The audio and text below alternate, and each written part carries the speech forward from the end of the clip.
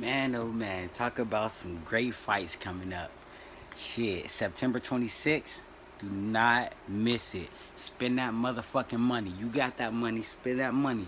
Jermell Charlo, I know y'all, like, I know there's a lot of hate for the Charlo twins, but you gotta get over it, man.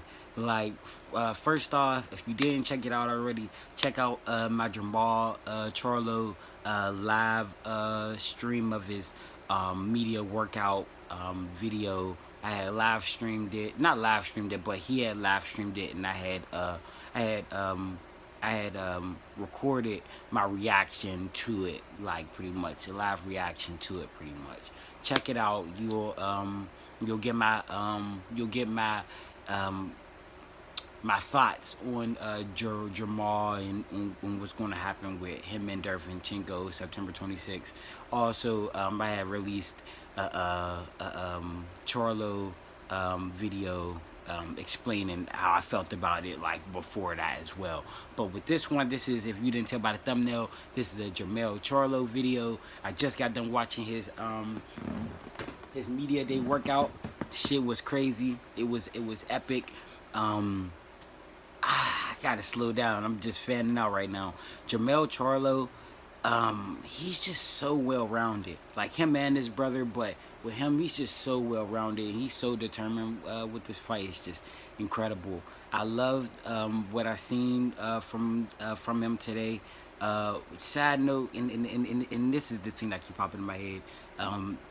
YouTube's live was terrible. I'm not gonna lie. Like his media workout was bomb, but I watched it on PBC's live stream on YouTube. It was terrible. It just kept glitching. Like it was just, I didn't understand it. But with the Jermell one, that one just like was live on his Instagram, and they had it live on YouTube as well. But I watched it on his Instagram, and there was rarely any glitches. Like it was like perfect for real. So like any time that happened again, I kind of recommend you just go to the fighters channel and just watch their Instagram live, because it's just a little bit better. But back to it.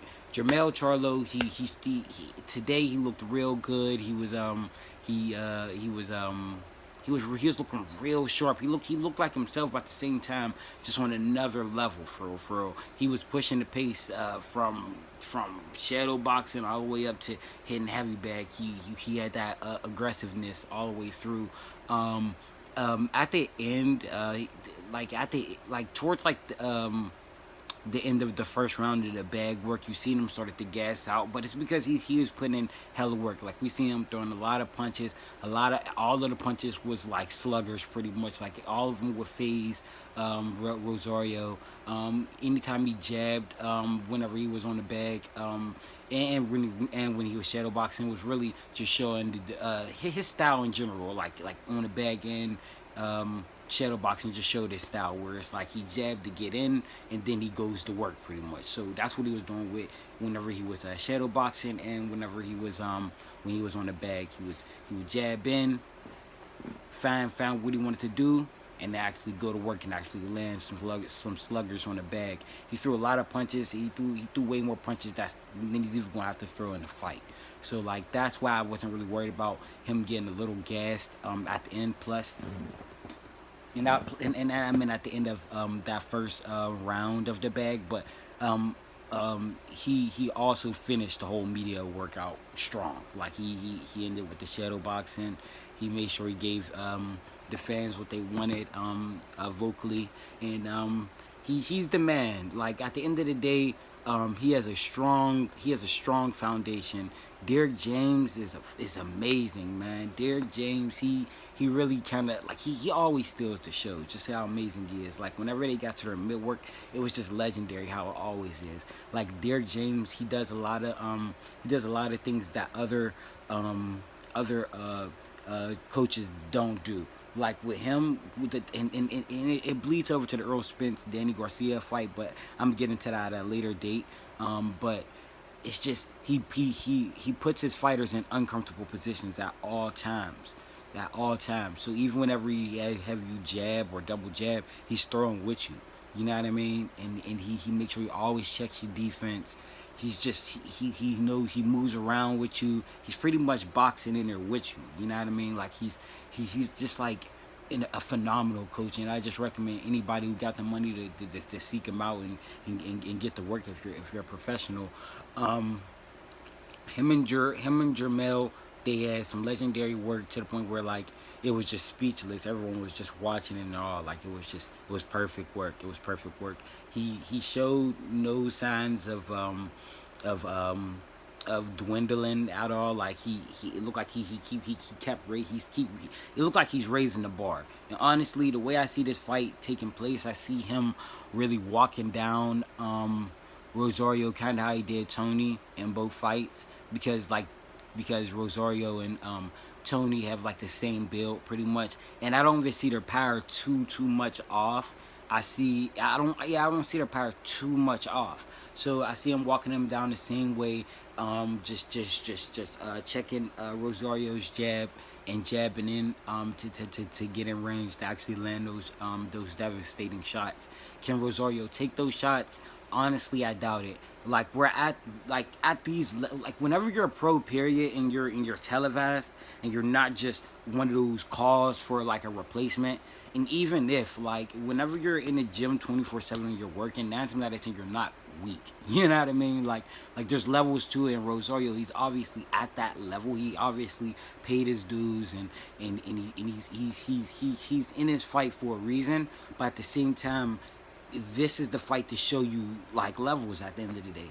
Like the Charlos, like this is their coming out party, not only on pay-per-view, but for like the casual fans to stop um, naturally hating the Charlos whenever they first see them, and just give them a chance as any other boxer pretty much. There was a lot of Canelo hate, a lot of Canelo bias all through Jermell Charlo's live stream.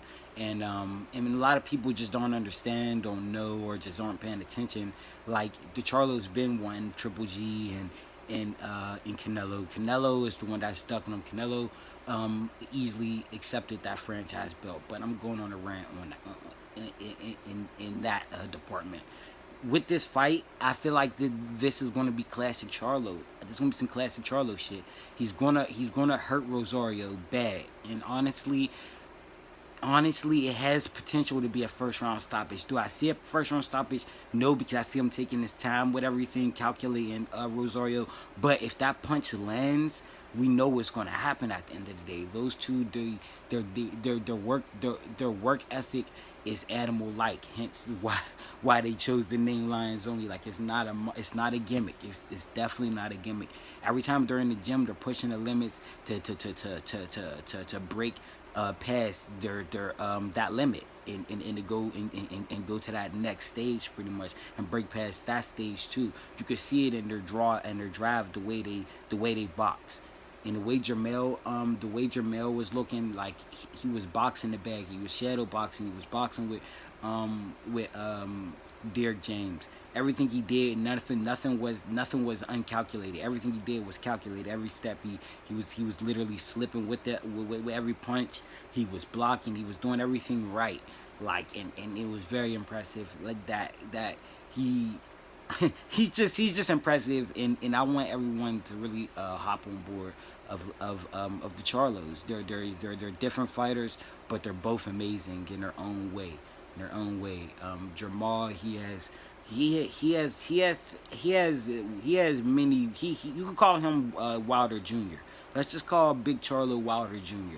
because his power is just insane, but he can box his ass off too.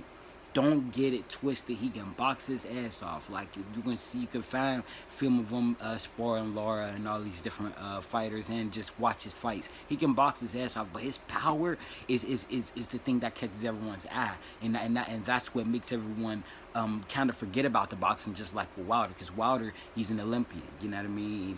He was undefeated for the longest for a reason. You know what I mean? It's like whenever you have something that you're really good at, it overshadows everything else that all of your other abilities pretty much, because that's the one on Front Street. So with both the Charlos, their power is insane, but everyone like to compare both the Charlos to each other. So they like to say Jermell has the most power, so Jermell is the boxer. But don't get it twisted. Jermell can box his ass off, and Jermell got devastating power. So please, whenever y'all get a chance, just buy that pay-per-view like the day of, or I guess I don't know. Yeah, you got. I think you can buy the day before, but whatever. Just buy the pay-per-view. Enjoy the show. There's gonna be two main cards pretty much for the price of one. Both Charlos. I can't say it enough, man. This is gonna be a crazy ass fight. Dervinevchenko, he throws punches in bunches, and he's heavy-handed as fuck, and he's a warrior. The man can take punches, but the problem is he took a lot of great punches, and he's about to get hit by somebody who hit harder than all those other people who hit him. So like that's why I believe that Jermell and Dervinevchenko has potential to be another classic Charlo showing of just shit. It's a quick knockout, real quick.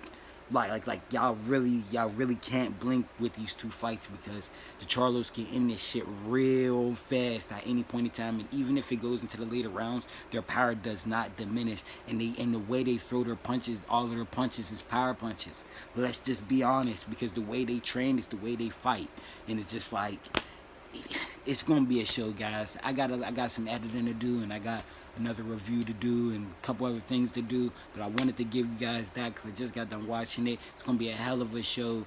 Thank you guys for bringing. Thank you Showtime for bringing us this great card, this great show, and thank you guys for watching the video. If you like what you saw, please like, comment, and subscribe. Let's have a great discussion in the comment section, and have a great day. Just enjoy your day, and